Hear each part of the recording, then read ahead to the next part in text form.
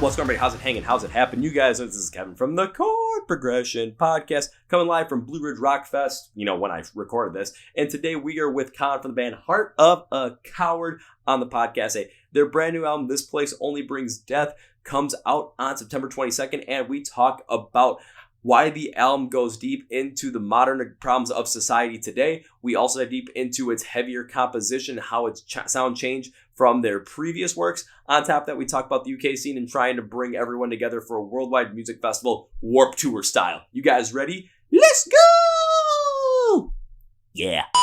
Well, ladies and gentlemen, boys and girls, listeners of the Chord Progression Podcast. We're going all the way back across the pond from here in America, all the way back over to the UK because, man, every time I bring on UK bands to the podcast, things are just absolutely fantastic. Bands like Caskets, Holding Absence, and now we've got another one coming up right here. This band's brand new album, This Place Only Brings Death, will come out on September 22nd, 2023. So you're right about the time when it's about to come out. So make sure you go pre-save it. Make sure you go pre-order it. And if it's out, go listen to it right now. But beforehand, let's enjoy a conversation with one of the creators of it. So please welcome Kaan from the band Heart of a Coward to the podcast. So Kaan, welcome to Chord Progression Podcast. Yo, hey Kevin, nice to meet you, bro. Yeah, thanks for having me on, man. Buzzing, yeah. Let's get down to it. Yeah, buzzing, already ready. Let's get down to it. And of course, the big thing is you got the brand new album coming out on the 22nd. And when I was going through the whole entire thing, listening through it and taking a look at the press release, I think it said you guys called this album a self-reflective, aggressive album that explores the harsh realities of modern society, which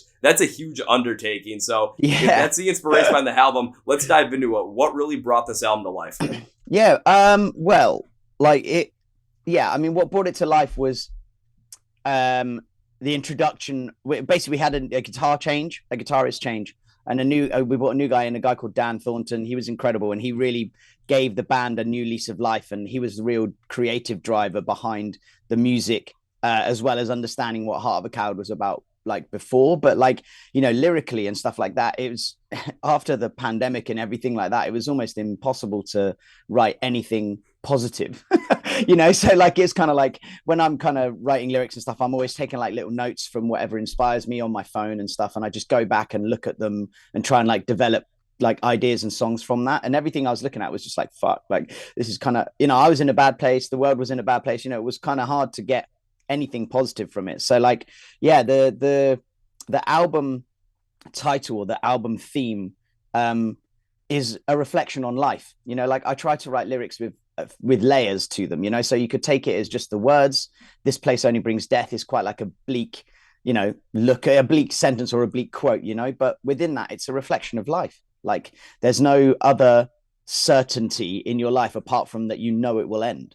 So it's kind of everything that happened with the pandemic made that very evident to everybody, and everything that's come from that afterwards. So it's the album is written about, yes, it's about loss, it's about dark places, but there's also beauty within that pain. There's beauty within that loss. There's beauty within life and death. So that's kind of where the album ended up. But I also, get pissed off about politics and society and shit. The UK is in a fucking terrible place, so it's hard not to be angry about it, So I reflect on that and just write about what pisses me off, basically. Understand. I mean, if you think the UK is in a terrible place, take a look at what we got going over here in the US. It ain't much better over here. Yeah, no, that's fair. That's fair. Yeah, I take that on board. That makes sense. But again, of course, coming out of the pandemic as well, it's very few bands are writing music that had a lot of positivity behind it because we were all living in such a negative space, being shut in, locked in, not being able to connect with people in person. I think about, Ice Nine Kills making music all about horror movies still. What Electric Callboy did, and during the pandemic, Hype, we got the moves and pumping. Yeah. There's some positivity out there, but the majority was going to be more reflective of a time frame around that because that's what we were currently living in. So it makes sense. And, there is a lot of beauty when it comes to death because it's kind of this completion point in time where when it comes to life, it's when you die, that's it. That's the end. As far as we know, I should say. And and one of my favorite quotes is there's only two certainties in life, death and taxes. So understanding a little more rage about the government as well, that gets thrown in there. That makes a lot more sense. But even when it comes to the beauty in life as well, just and the beauty in death, we take a look at this album, we take a look at what you guys are talking about, how it's created. And we think about it in a funeral in a way too, where in a funeral, yes, people are sad, but you're celebrating the life of somebody. You're not just like, okay, they're dead and that's it. No, you're thinking about all the times this person was alive, all the great times you had, all the great memories that you had. So this album is able to take some of that, darker concept around death and bring more beauty around it, while also still being aggressive and talking about things that anger you, is even, on a political standpoint too, because let's be honest, politics ever since, the dawn of time is going to anger everybody. Yeah, totally. But yeah, it's good. It's good that, I don't know, hopefully that the theme kind of comes across throughout the album as well. It's not just kind of like just one kind of tone to it. Hopefully people can understand that there's layers to stuff. Well, yeah, it's like Shrek and onions. Ogres have layers. Onions have layers. Heart of a Coward has layers. We got layers. Yeah. Get out of my swamp. Yep. Get out of my swamp. You just gotta start yelling that. That might be a breakdown call out for the next record. All of a sudden, we'll see. Yeah, could work. Yeah, I mean, I'll pitch it to the guys, see what comes back. I mean, they might like it. They might get into it. But one thing you did say too is you didn't want it to be. It's just like, this album doesn't have one tone behind it. Doesn't necessarily have one. Just, okay, this is the concept and that's it. Of course, you're going to be going through a bunch of different things on this album, really diving deep into, you're talking about the harsh realities of modern society. There are so many different aspects of that, from what we deal with in death, from what we deal with from a political side, what we deal with a societal side, what we deal with just interrelationships between two people, what we deal with relationships with, the outside world as well, and how all these things come and play together. Because you look through this album, I mean, I went through it and I can find a song, I can pick out a meaning for you and be like, okay, it's where I thought it came in. And everything's going to have a different aspect that's going to be tied into it about looking at these harsh realities of society, and then having us listen, understand the music, understand the sound, hear the lyrics, and really formulate our own opinion on how we connect with it, due to the fact that we're going to connect with it in a certain way on an emotional standpoint. Yeah, dude. Yeah, that's exactly what I'd want, for the kind of subject matters and the themes within the songs to really connect with people just, through enjoying the music. But then if they read through the lyrics, it might bring them to their own conclusion or whatever with kind of what I was aiming for. But again, that's kind of what I try to do, try and keep it poetic, but still like direct with the kind of theme and approach within the lyrics, for sure. Yeah, because even when I was going through it too, I'm like starting to scroll through my little sheet on the side here, be like, okay, where did I pick up a couple of these concepts? Like when I was picking up on a couple of songs, I picked up one about talking about just like, the state of the world in terms of the environment and pollution. I picked up on one talking about mental health and focusing on that. One talking about like the current failure of the middle class. Like there's so much that you could even go in here. I'm just going to keep going and see what else I can find from probably the song that I found my favorite, which was talking about, past trauma, past experiences continue to dictate our present and having to deal with all that. So you're not only dealing with the outside and how other people are, interacting with each other, but you're also dealing with the harsh reality of society of people interacting with themselves at the exact same time too. So you're hitting on many different aspects in all these different songs, which allow us to really understand every place that you're coming from and really feel more that aggressiveness towards the harsh realities that we're seeing today. Yeah, dude. Yeah, you've hit the nail on the head right there. Like, as in, I just, like I said, I write about things that piss me off, right? So like sometimes I piss myself off, the whatever's going on in my head, things I do, whatever, like you reflect on things and you just, everyone can be a dick, basically, like, you know what I mean? So it's kind of like whatever goes on in your head, society, all of that sort of stuff. So yeah, I totally get that. And, it's just, you can only write from what you experience, to an extent. Like I wouldn't want to like, without it turning into like fiction or something like that, because it kind of loses the genuine, authentic kind of vibe if you're just writing, I don't know, like about fucking wizards or something like that, even though that's cool. No dissing if anybody writes about wizards, but yeah, just write about what I've experienced and life, really. See, that makes sense too, because even though there are people that are out there that write about certain things, like about wizards, or even, I got to go to Ice Nine Kills on this one specifically. Sure. Horror movies. But you think about the band themselves, especially Spencer, with how ingratiated he has been into horror and that whole entire genre and style of cinema for his whole entire life. So when he's writing this stuff, you're hearing a lot of that personal experience come through there. Where from you, it's okay, you're going to take your life, you're going to take your personal experiences and put them into those songs as well. Because when you write them, when you write those lyrics, and then when you, as a band, formulate the entire instrumental composition and sound and the mix around everything, what you're going to do is you're going to take that personal experience, feel it, understand it, and take it from what you felt and understood and think in your brain and put it out into the world for us to listen to it and connect with that, because we don't go through the same things you do. But when it comes to experiences and how they impact us emotionally, we may go through the exact same stuff in terms of connecting with that. So we take what you did, we feel the emotion, we feel what the message is at its core, and then like in our brains, we kind of just create this movie for that sound, but it's all of our own personal experiences, and that's how we connect with it. So that's where that connection comes in.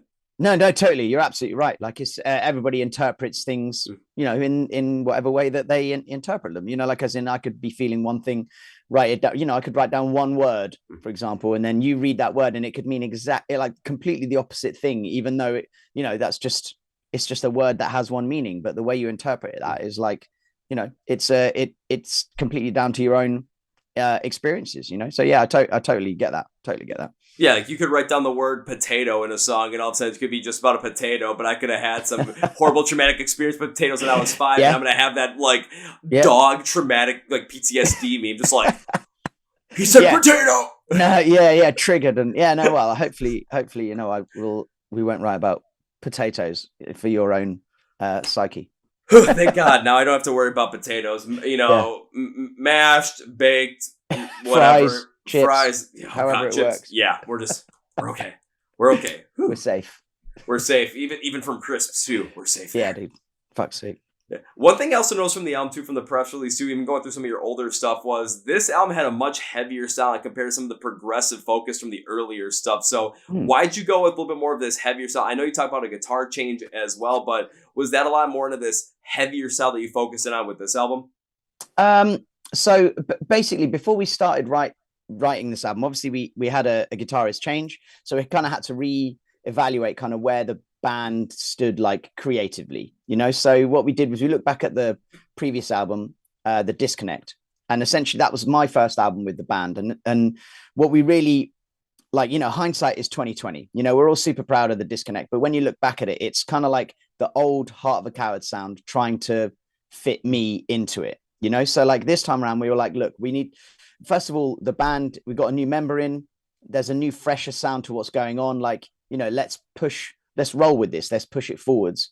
And essentially we decided to bring in a creative producer as well. So before we just have like a recording engineer who was incredible, a guy called Justin Hill, who like would mix, master and add a few creative inputs here and there, right? But this time around we worked with a producer called George Lever, who came in at the demo stage and was like, oh yeah, try this, try that, do this, do that. And he was on board with us kind of pushing the band forwards as well. And like one thing that he really like pushed for was to trim the fat, like get to the point. What's this song about? What are you trying to achieve with this? You know, like what is the song? What's the purpose of the song? You know? So whether it be, I don't know, it could just have a heavy riff. It could be about the chorus. It could be like, you know, he's just like, get to the point, stop like faffing around. And it's just like that's why the intro is literally just like, boom, boom, get it. It's just like straight into your face. Like, and that was his approach. And essentially what that meant was like, what we used to do was like write little kind of intro-y things and then do these like, you know, section, like proggier sections and stuff. And he was like, cut that out, put this together. And you just had like 3.5 minutes of just like aggressive, in your face, like metal, you know. And it was just kind of like when we started to hear the revisions and stuff, everyone was like, okay, this kind of clicks a little bit more, and we understood it. And then like Dan's creative input also comes from like electronics as well, so he's big into his like analog synths and stuff. So that played a massive part. That was something that we hadn't explored before. And he was doing all these cool stuff where like he'd record a riff into his computer and then play that back into these synths, and it would make all these mad noises. And then we just use that as like the backing and stuff. And it was just a really like cool creative experience to essentially like get to the point and trim the fat down to just deliver like in your face songs, basically, was kind of the process. So, you know, again, that makes a lot of sense from, you know, the listener perspective as well. When you have, you know, yourself coming in, when you have a new guitarist coming in as well, and from the Disconnect trying to fit you into the Heart of a Coward sound beforehand, you know, you're trying to fit puzzle pieces from a different puzzle into this new puzzle. And sometimes, sometimes it works, sometimes it fits. Sometimes you get something like AC/DC going from Bon Scott to Brian Johnson, not really change anything about the sound, maybe a little bit of tweak here and there, but it really still comes out in full force. But of course, that's not always going to be the case. So going forward with this aspect, working with the producer at the same time as well. I've talked with a number of people about this when it comes to working with producers. If you get a producer that understands what you guys are going for and is able to work alongside you, make some of those changes. Because I talked with Shaley from Dayshell, the original clean singer from Of Mice and Men, and he was talking about all this stuff, talking about how great it was working with Joey Sturgis around all this stuff. Hell, I even had a conversation with Joey Sturgis about all this stuff on the podcast, and it just, you see how much more a producer can kind of just come in and just, not necessarily change you guys for your sound, but maybe see something from a perspective that you guys aren't. And like you said, trim the fat, because there are bands where you have a little bit of those longer progressive intros where it absolutely works out for them. I mean, take a look at Bad Omens. There's times where they do some of those longer progressive intros, but given their sound, given their style, it works. You guys with the current construction of the band might not have been the same thing. So trim the fat. Let's try something that's going to be more in your face, something that's more just cut straight to the point. Let's just go forward with it. But at the same time, working with some of the more analog synths that he was trying to do, even on some of these songs, some of the ones that I consider more of my favorites on the album had more of this cyberpunk feel inside the metalcore style. And it worked out what I thought was, for the majority, an incredible addition to what you guys were going for. It brought more of this distorted feel to not only the harsh realities of modern society that you guys are going for, but it brought even more experimentation to your sound, so that even after people listen to this album, it's, okay, this is where Heart of a Coward is now. We see what they're capable of doing. The excitement is what can also come next as they continue to grow. Yeah, man. Thank you. That's, that's pretty much exactly what we were trying to do, like having, so the band, like, it's our fifth album, like the band has been doing its thing before, and it's functioned and it's worked and stuff like that. But again, looking back, now's the time to try and change that process, to try and change what, progress forwards, that's what it's all about. So yeah, kind of having, again, like a producer come in, but it's another mind, as you said, like they see things that you don't see, but it's not like they're trying to change the band completely. They're just offering different opinions. They have different experiences. They have different skills, so it just like opened up a whole new like area for us to explore. And I still think there's like progressive aspects within the album. It's just like, we're just not writing longer songs. There's still parts that are like, progressive things, and callbacks to different albums, callbacks to songs within the same album, like all of these different things, like cool little interludes and stuff like that, so it was like that's kind of what we were going for, but just trying to trim the songs down, because ultimately people, well, and personally my preference is to listen through an album start to finish. Like I love that, but most people just take Spotify playlists or whatever playlist, so they're only looking for like songs. So as long as you can just get to the point in under 5-10 seconds, then people know what's going on straight away. Then it's kind of like, then you're going to get them, you're going to get their attention, because ultimately they could just skip you. Yeah, and that's just the reality of the world that we live in today, of the way that music is consumed. For the majority of consumers, they're going to consume it online in an Apple Music, Spotify streaming platform, where the single and how the single performs and the way those algorithms are built are much more focused in on than an album as compared to 10, 20, 30 years ago even. Yeah. But there's still so many people out there that when it comes to listening through an album, you want to go from the top all the way down to the finish, because there's a story that's being told there, because there's an emotional journey that's being shown there. And as you continue to go through it, there's going to be a song that's maybe, song number 7 or 8 on the track list, which could be, on its own, a great song.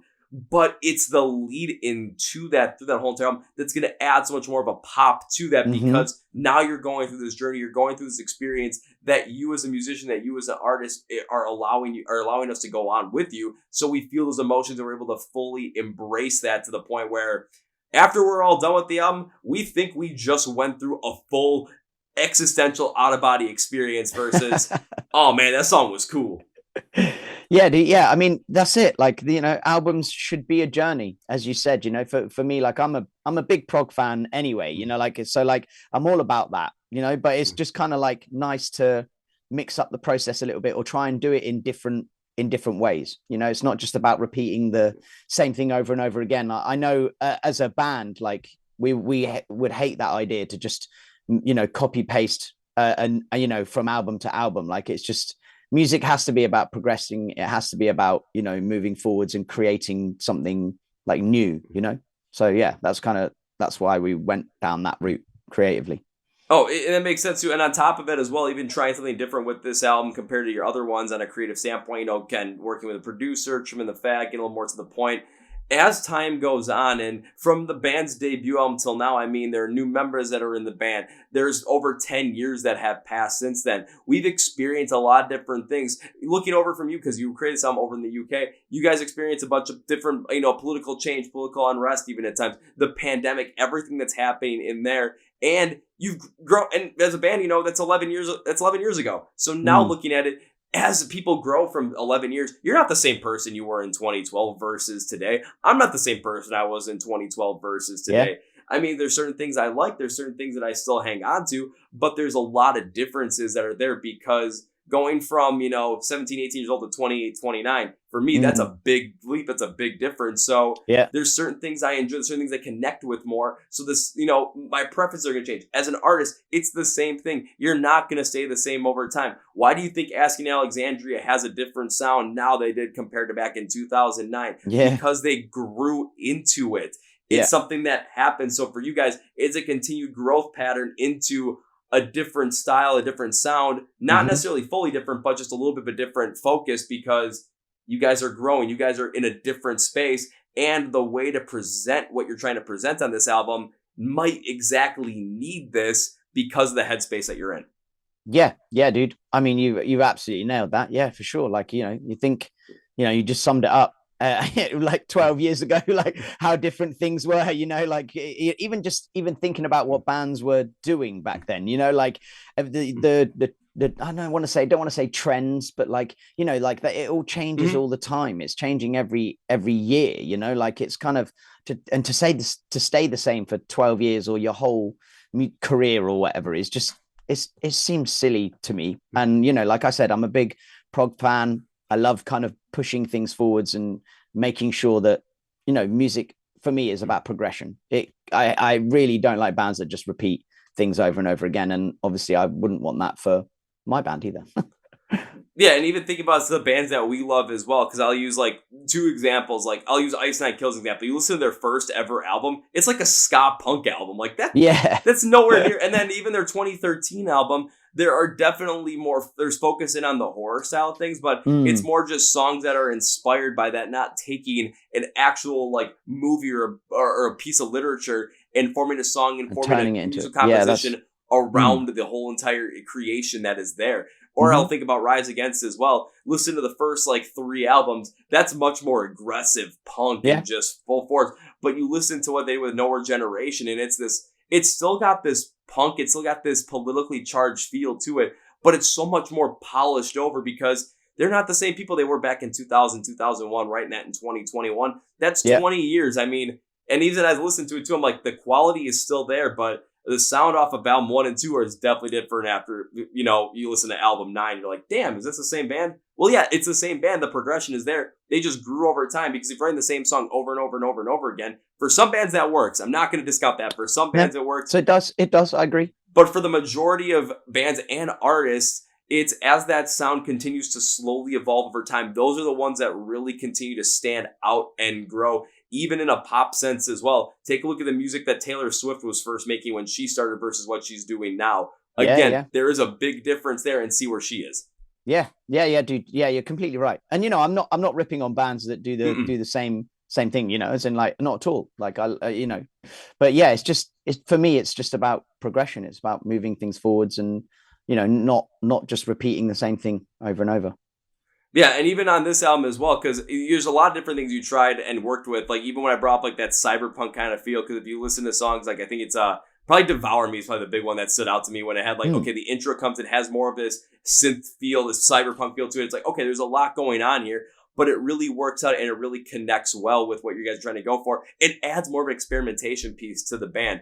But then even if you go a little bit later in the album to Ghost, I looked at Ghost and I thought, when it comes to the overall experimentation with this sound that you guys are working on, This one had a little bit of that least bit of experimentation, but in my opinion on that song, less was more because it hit so much heavier, so much harder, just going straight forward to the point and not trying to mix too much in there. So you guys are experimenting with even more things on this album by doing more or doing less, but at the same time, it's finally striking that right balance between what the song is going to sound like, what the message is, and how you want that delivered.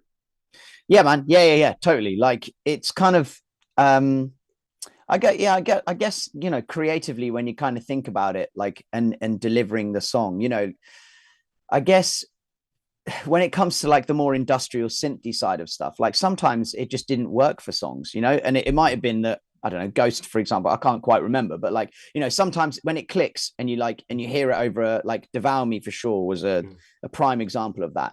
When we first heard those kind of like first little sample tracks and the synth tracks and stuff, it was like, fuck yeah, let's keep that in, that works. And it kind of provides this next layer within the song. But then, yeah, sometimes it doesn't work, but then, yeah, you know, if you take it out, it's not the end of the world, but you know, there's always still something there to provide like some sort of what's the word, it's like soundscape is kind of what I was kind of looking for, you know. That's kind of what we were trying to create with the whole album, so it kind of takes you on like this whole journey throughout, you know. That was definitely a focus throughout the whole creative process.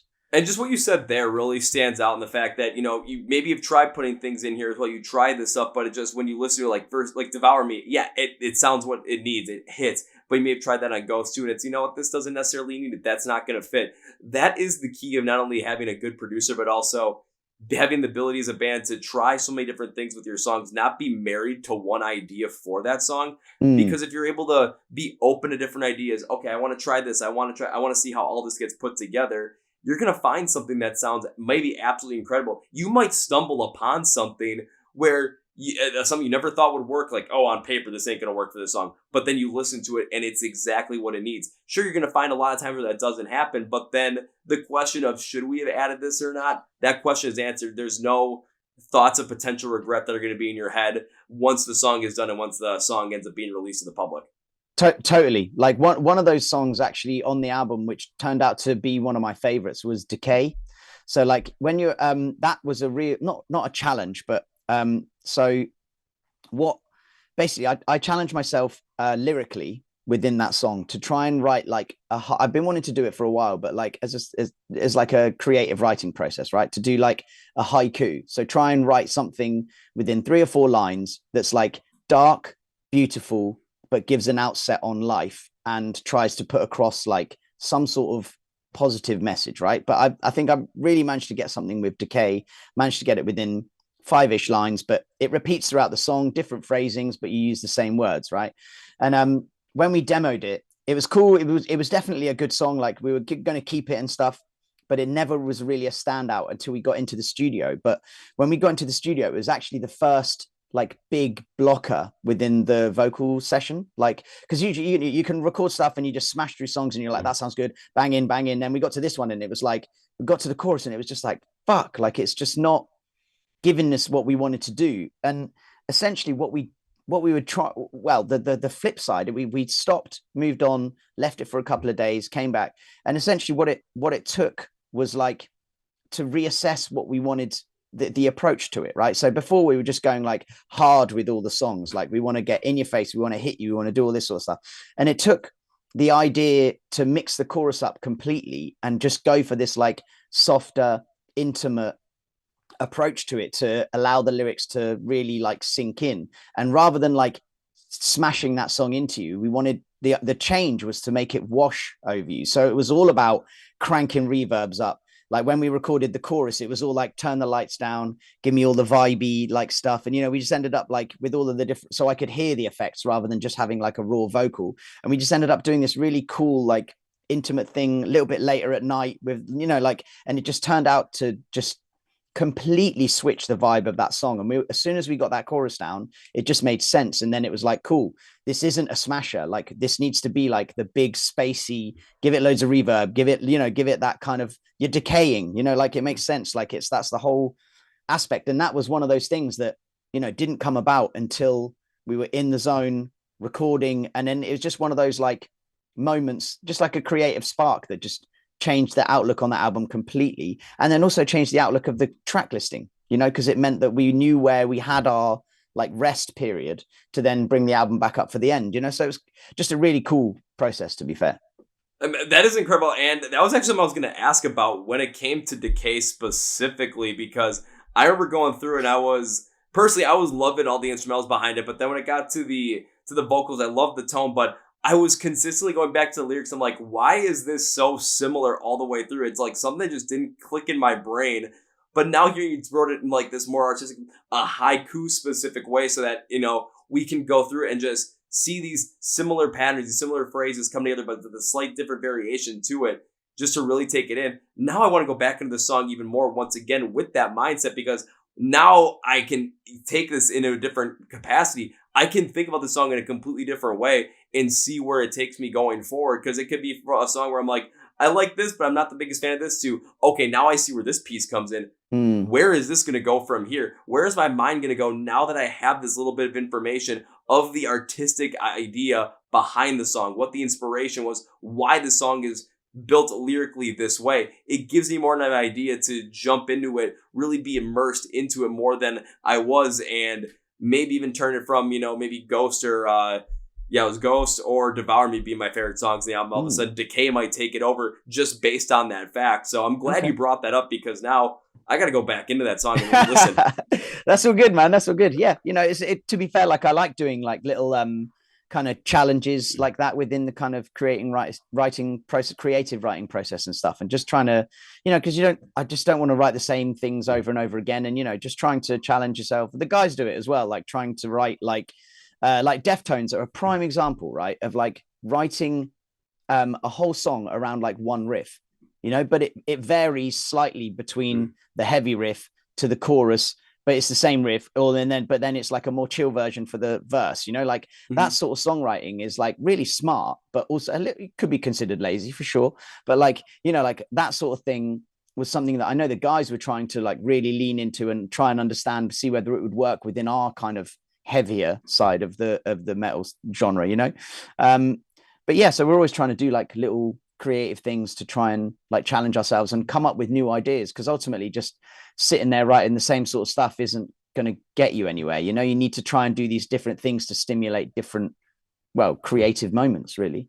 Yeah, and I'm thinking about it from the scene perspective as well, taking a look at the music scene as a whole, especially within rock and metal, especially from more of a modern standpoint. Who are the biggest bands right now, and what is really popping up with them? I'm thinking about, of course, who's the most popular right now? Probably Bad Omens. But when you look at Spotify listener count, I'm going to use this as a metric. The top two are going to be Bring Me the Horizon and Falling in Reverse. So between those three, what are you seeing between them? You're seeing them creating these different things in different songs and different styles all over the place to fit this creative itch, and they're the ones that are growing consistently. I mean, you take a look, listen to Falling in Reverse, and you take a look at what they did back in 2010, 2013. Then you get to Popular Monster, Zombified, Watch the World Burn, Bring Me the Horizon. My God, it's like every song that comes out is a completely different genre. It's just about progressing, pushing things forwards, never doing the same thing. But I was going to go with it in this aspect, because what you said, trying and challenging yourself as an artist, where, I understand where some artists come in just focusing on maybe, okay, we got this idea, we're going to focus on the same thing and go forward. It makes sense. But in the majority of sense, from a creative standpoint, you want to challenge yourself, because if you're going to be stuck in the same thing over and over and over again, you're not going to feel fulfilled as a creative, and you're going to want to try and break out and try new things. Think about it from a person like, as a person that's just got a job at like any kind of company or corporate America type thing, where you could be doing the same thing over and over and over again. But if you're continuing to do the same thing over and over again for the rest of your life, you might like that. That's fine. But for the majority of people, they get bored. They just, you want to find something new. You want to potentially have a challenge in there, because if you don't have that challenge, then the mundaneness comes over, and then you feel like you're just kind of sleepwalking through life instead of actually enjoying it in that aspect. From the creative side, it's being able to try these new things and challenge yourself. Because if you're going to write the same thing over and over and over again, then it might work out from terms of an audience perspective from liking it. But then the most important person to be happy with this process is going to be the artist itself, which is you. And if you're not happy, then, we're going to be, the audience is going to be happy. Yeah, dude. Yeah, no, you're totally right. Like it's the classic, like cliche thing, you're just writing music. We're writing music because we enjoy it, right? And we're writing music to enjoy it, whether that means playing it in the studio or playing it live. Like that was another big focus that we wanted to that we worked on, like was making sure that the songs would slap and be fucking bangers live. That was always been a thing for Heart of a Coward. But it's just kind of taking that interpretation. And you have to have, like, ultimately music, everyone starts music because it's fun, right? If it stops being fun, then you just, like you said, it's like anything else, you get bored of it and you just go and, I don't know, do something else, so it's like, yeah, it has to be fun. It has to be fun creatively as well. That's the other important part. And yeah, and also, when you play live, if it's fun for you, that fun and enjoyment should translate to the crowd as well, right? I'd hate to be on stage and just be like, this fucking sucks. You know what I mean? It'd be the worst feeling. Like, just want to have a good time, enjoy yourself, and that should translate to other people as well, Yeah, and I hope you're not up on stage like, oh, this sucks. I hope you're up on stage like, this is awesome. We gotta do some stuff. Let's have some fun. Let's go. Ah. Yeah, that's exactly it. Yeah. If you weren't that way, then I was gonna seriously question, like, okay, you're talking about all this stuff, and then on stage you're just standing up there like, this is the vocal set. Nah, can't do that. Can't do that, man. Not at all. All right, so because I have never seen Heart of a Coward play live before. Of course, you know there's a big giant ocean called the Atlantic Ocean that kind of stands in the way of that right now. Slight issue there, yeah. Yeah, so for someone who has never seen Heart of a Coward live, like myself, when it comes to a live show from you guys, what can we expect? Because I want you to pitch me right now to make sure that make me want to just stop what I'm doing after we're done recording this, book a ticket over the UK, and see a show right now. I got to hear what this is like. Yeah, I mean, so a typical Heart of a Coward show is a rowdy, sweaty mess. Like, we're talking like, so from the band, you're going to get energy, you're going to get bangers. Like, it's a heavy set. There's plenty of crowd interaction. Like, there's plenty of like sing-along moments, mosh pit moments, whatever you want. But basically, we're just well known for just face melting. Like, we just come straight in, do our shit, get out. And then people are just like, what the fuck? I want more. That's always been the way. And I hope that continues for forever. Sir, you had me at rowdy, sweaty mess. Good. first 3 words, and just already like, fuck it, you can stop right there. I'm in. Cool.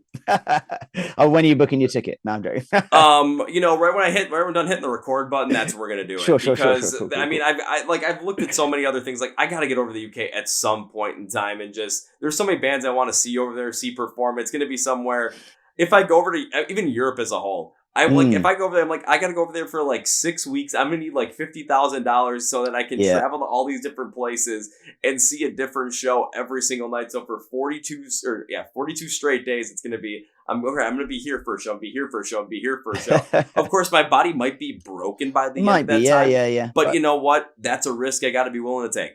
Yeah, dude. I mean, I completely get that.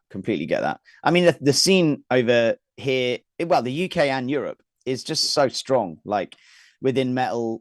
And the UK within itself is in like a pretty strong place when it comes to like, up and coming bands, even like from like grassroots up, like seeing it and playing in those shows and seeing like local supports all the way up to like, bands like Sleep Token, While She Sleeps, Architects, like Bring Me, like all of that sort of stuff, like there is just such a rich, strong, creative like scene here. And that's not just across metal, like that's across everything, hip hop, pop, all sorts of stuff. Like, there's just a real, I don't know what it is about the UK, but yeah, it just seems to be in a really good place.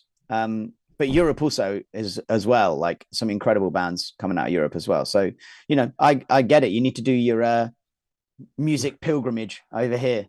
Yeah, I need to do my music pilgrimage. I've only been over to Europe once, and I spent a couple of days camping in the middle of the Adriatic Sea in Croatia. Nice. And then I spent 40 hours of the craziest 40 hours of my life in Amsterdam right after that. Yeah, classic. So it's like, classic. But I know you're talking about with the UK too, because there's every time I bring about a band that's from the UK, including Heart of a Coward as well, there's always this incredible intrigue around there when it comes to just the song quality, the lyric quality, and how everything gets put together. Of course, I'm not knocking bands from other places that have a great music scene or a great upcoming scene, like the US, Australia, and other places in Europe as well, like Germany. France is starting to come up a little bit more in that scene, some stuff from Eastern Europe as well. There's so much that is there. There's so much there's so much like talent and so much passion, so much artistic creativity that's there where why would we want to miss out on any of that? And from up and coming bands as well, because the bands you brought up from the UK, you brought up Bring Me the Horizon, you brought up While She Sleeps, Architects, you throw Asking Alexandria in there. I mean, I'm listening to these bands. It's like, yeah, they're fantastic. They have a lot of great pieces around them that really stand out, and that's showing why. But then, I mean, two bands I'm specifically remember that are just, they're not as heavy as some of those, but they're really coming into their own fully with Caskets and Holding Absence. It's something where you're seeing this next wave of just, okay, from the music scene, there's always going to be a next wave of, okay, from the UK, who's coming over, who's going to be those big bands that come up. Sleep Token you can throw in there as well. And it just, it makes so much sense, but it also brings the world together as well, because from us over here in the US, it's like, okay, we've got all the bands we know over here. We've got all these great bands. You guys have all these great bands. And, we want to see your bands come over here and tour so we can see them live. And you guys want the bands that we have over here to go invite you guys into. So it's like, okay, can we just get something where maybe for like a week or so, can we just magically get the UK to come, like, the whole entire island, come all the way over to the US, just right next to each other, so we can all see everybody's favorite bands, and then you guys just go back and we do that like every single year. I don't think that's physically or even geologically possible, but you know what? One can hope. Hey, yeah. Everyone's got a dream. Yeah, no, I totally hear you. Like it's actually such a strong. I'm just thinking about like other parts of the world. Like obviously the US has got a massive music scene, across all sorts of genres and stuff. But another area that's another like continent, Australia's metal bands are just fucking ridiculous. Like ever since like, but Parkway obviously with a kind of start, but all the way through North Lane, Polaris, Alpha Wolf, like there's just fucking countless bands, and they're just absolutely crushing it. So there's a real, we need like a world festival or something. Could you imagine that? That would be like Warp Tour for the world, where it's it's got like 4 dates in the US, it's got 2 dates in the UK, it's got 2 dates in Australia, it's got 2 or 3 dates in Germany, just bouncing around. Okay, logistically, economically, and cost wise, that's going to be a nightmare. However, impossible. We're bringing the world to everybody. Exactly. If we were to get, I don't know, Jeff Bezos or Elon Musk to finance it, we'll be fine. We just, we've got to somehow get them to do it. Okay, here's what we'll do. Yeah. We're gonna figure out when that Elon Musk Mark Zuckerberg boxing match is gonna take place. We're gonna find a way to find out how it's fixed. We're gonna put all their money down on whoever's supposed to win. We're gonna make a shit ton of money that way, and then that's how we're gonna make it happen. That's it. All right, cool. Keep that to yourself. Don't let anybody else know. We got a little business going on here right now. And then at the same time, if we need any extra money, we're just going to do what they did in Office Space, where they just round that 1 penny and we just get the penny off of every transaction. Do that with Amazon and Walmart. Done. Nice. Perfect. All right, cool. Business plan made. Business plan made. I know I might be violating some international laws and some national laws, but you know what? Yeah. What's that? Hey, what are you going to do? You know what? Then if I say, hey, it's because, music, man, I'm pretty sure, I'm hoping that the judge is just like, you know what? Oh, cool. That's awesome. I want tickets to this. Can I get tickets? My daughter loves Bad Omens. Yeah, exactly. There you go. I got you. Yeah, no worries. off the hook. I'm gonna come out of the courthouse just like I am king, the greatest. I'm gonna do the Kevin Garnett, like anything is possible. Or it's going to have a blast. One other thing I saw, too, was the fact that when the album comes out, you're going to be doing a headline tour around the UK and, of course, European Union as well, with The City Is Ours and Ghost Iris as well. Yes. So what can we expect from you guys on there besides, heavy moshing, rowdy, sweaty mess shows? That's pretty much what we're aiming for. Yeah. No. We're doing like a full European, well, not full European tour, but wherever we could reach, and the UK. Ending in London at the Underworld in Camden. We've got the honor of taking out a Danish band, Ghost Iris, who I've known them for a long time, like been fans of them for a long time. So it was nice to actually be able to kind of bring that together. And then, local boys, The City Is Ours, which are another London band. Again, played with them a bunch of times. Love the guys. Just been trying to work out when we can actually take them on tour or just play more shows together. So it should be a good old laugh, as we say on this side of the pond. It's just going to be 3 great bands that just absolutely smash it every night, all the way around Europe for 3.5 weeks, ending in London.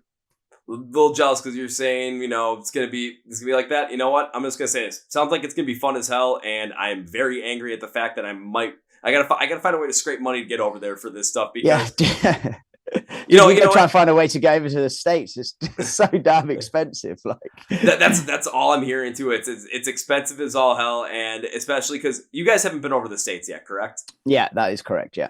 Yeah, and from what I understand too is like, okay, you got the visa issue that's there, and then it's something where especially with travel costs, everything that's around there, you're probably going to take a loss, especially in your first time coming over. So it's like you got to make sure you're ready to take that risk, and that it's calculated out so that when you do go out your first time, maybe you take a little bit of a loss, maybe you break even, and that's it. But what you're doing then is you're getting yourself ready for the second time coming over exactly. to make a good amount of money. So it's like you've got to be ready to take that feeler trip over to the US before going full into it. But I've seen bands that are like, okay, once you get something picked up, once you get something going, all of a sudden UK bands come over to the US, Australian bands come over to the US for like 5 or 6 shows only. Maybe it's something like 10 or 12. And then the rooms just get packed out and it's like, well, this is too much fun. We're not missing out on this. And hopefully, everyone goes out and just, runs up to the merch table, at least buys a t-shirt or something. And then all of a sudden this is viable. We can come back again. Work. Yeah, exactly. That's kind of the focus right now. But we're not against it. Like we'd absolutely love to come to the States, but right now it's not on the cards just due to kind of travel restrictions and all of that sort of shit. But we've got to get through this tour, do our little festival season, and then maybe we can work on it for later on next year. See, that'll be the hope. But I always like to bring that up as well, just so that whoever's listening can get the reality of the situation from, not only you guys, but also from other bands I've talked to, other things I've heard about, international travel as well, and how expensive it can be and why it can be such an issue for getting bands that you absolutely like, oh, why haven't you been over the US yet? Or why have you been to Australia yet? Why has bands not come over to Europe yet? Well, there's going to be economic reasons behind it, and I'd rather have that be known so that there's an understanding that can be built instead of, oh, they don't want to come over here because they hate us. Ugh. Yeah. It's just the classic sort of internet troll mentality, isn't it? But you've nailed it on the head. So much like financial risk and logistical like issues go in with it. Yeah, it's not easy to do, but definitely what I would love to do it. Yeah, the whole internet troll thing. I should just like take this keyboard, just write troll across and be like, yep, I'm gonna put it in front of my face and that's gonna be my identity from now on. Nice. Yeah, that would be good. That'll be good. Well, Kaan, I got one other thing I want to ask you, and this is something I'm just starting with you actually, because I thought of this. I want to give this a shot, and I love bringing so many bands in the podcast, but I also love giving like a look into so many other bands that people are listening to that are growing in the scene that we might not know yet. So, Kaan, I'm going to ask you for this. Can you give me 3 bands that are upcoming right now that you are listening to? Give us suggestions as well so people can say, hey, I want to go check out this other smaller band or this other growing band or even their bigger band that people don't necessarily know about. Just whatever. 3 bands that you're listening to right now that maybe you think should get some more attention. Yeah. Well, I mean, it would be a shame. So if you're into like your heavier metal, kind of like a bit more deathy, techie stuff, I'm actually wearing their shirt. It's a UK band called Harbinger.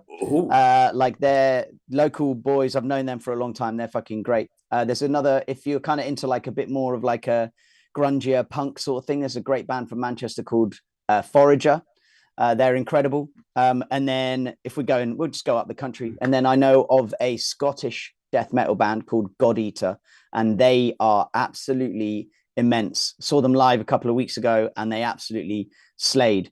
So yeah, that would be my 3, like, and we're talking like these are not local, like they tour the UK and stuff, but like as in they're like small growing bands that I would absolutely recommend to you for sure. Like growing, emerging, up and coming bands. That are broken out of their like city or their hometown and they're playing other places, but like, not quite at the like full touring status yet.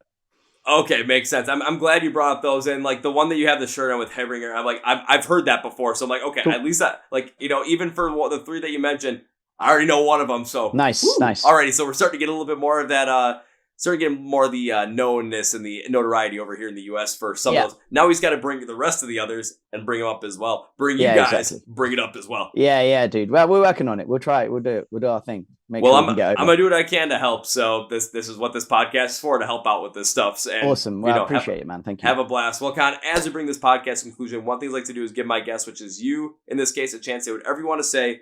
Plug whatever to plug, promote whatever to promote at the end of the podcast. So, my friend, the floor is yours. Cool. Well, Kevin, thank you, man. I really do appreciate it. And to anyone listening, thank you for listening.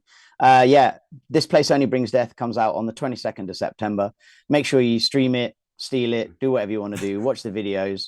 It's all good. But yeah, much love. Thank you for your time, my dude. Heart of a Coward. This Place Only Brings Death. Nice one. Gonna have to, because you said steal it. I should have held up the System of a Down album, steal this album, be like, listen to the album. Yeah, and that do too. That. Yeah, exactly. But now it's time for this podcast with 3 specific things. So first things first, when it comes to Heart of a Coward, when it comes to following along with them on social media, so that you know when those shows are going to happen, you know when new music comes out, and so you know that, if they're going to come over to the U.S., when that's going to happen, you're all set for it. When it comes to supporting them, when it comes to listening to their music, watching music videos, checking out the brand new album, This Place Only Brings Death, which comes out on the 22nd, and checking out any of their merch, picking up some merch and support them as well. Go to the description of the podcast below where it says Find Heart of a Coward Online. Links and labels for everything are going to be there. So what you do is you one-click, one-stop shop. I'm doing all the hard work, all the heavy lifting. All you got to do is click and go there, and boom, take care of it. Go support Heart of a Coward. Now it's time for number 2. So kind of whenever I have guests in the podcast I tend to make a certain promises. 1, to say thank you for being on the podcast. I appreciate your time. And 2, I wish to continue to support the band in the future any way I can. So you hit on this. I love this conversation. My promise to you is this. It is not an if. If implies this might not happen. I say, fuck that shit. This is a when. When I get to see Heart of a Coward perform live for the first time, I'm going to, pretend I'm Liam Neeson and Taken, and I will look for you. I will pursue you. I will find you. I will say hi, and first round's on me. Nice, cool. That works for me, dude. I appreciate that. Yeah. Thank you. I mean, the amount of times I've made that promise and have yet to see some of these bands play live, or every time I get to see them play live, it's like, okay, we can't make it work today. I gotta make good on my promises. I always want to make good on my promises. I might go bankrupt, but you know what? That's when we just do the whole entire, bet on the Mark Zuckerberg, Elon Musk fight, do the rounding thing with Amazon and Walmart, and we're good. Yeah, nice. Yeah, easy money. Easy money will make it happen. And Kaan, now it's time for number 3. I cannot end this episode by saying goodbye. That is way too final. I made you a promise. I got to keep making on that promise. On top of that, I hope this is not the only time I have you in the podcast. I would love to have another conversation with you again in the future. This is a lot of fun. So goodbye is not the way I like to end it. I got to end it by saying, I'll see you later. Yeah, dude. See you later. Woo!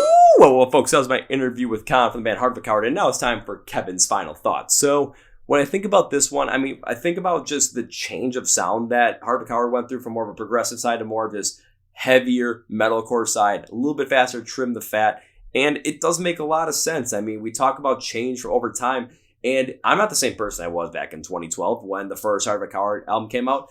The band isn't the same people they are because it's 11 years later and there are new members in it. So as time goes on, as we continue to evolve, of course, we're going to be listening to different things. We're going to be influenced by different things, and our sound preference is going to change. And that's all based upon what we experience, what we feel. As time goes on, what I thought what I was going to do when I was 18 is not what I'm doing right now at 28 as I'm about to turn 29.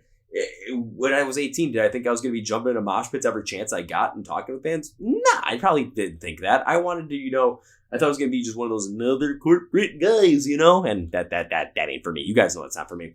So when it really comes down to it, you kind of expect the exact same from a creative standpoint, especially from these artists as well, because they're growing, they're continuing to grow. I believe it was Asking Alexandria that said right when they came out like A House on Fire, where they know people want to listen to Stand Up and Scream. They know they want Not the American Average once again. But at the exact same time, that's not who they are anymore. That's not the sound they're connected with. So they're not going to write based off of that. And for an artist perspective, what would you rather have? Would you rather have an artist that you like make an album, make a song, make an album of the sound that you wanted them to from like 15 years ago, and then that's the last thing they ever create? Or would you rather have them continue to create and try different things and grow because maybe you hit on something that you like, maybe you like some of their stuff later down the line, but at the same time, they continue to make music and continue to provide art to this world. And I always go with the latter as well, because what I like use this, what I like Rise Against to come out with another Suffer and The Witness, yeah, I love that album.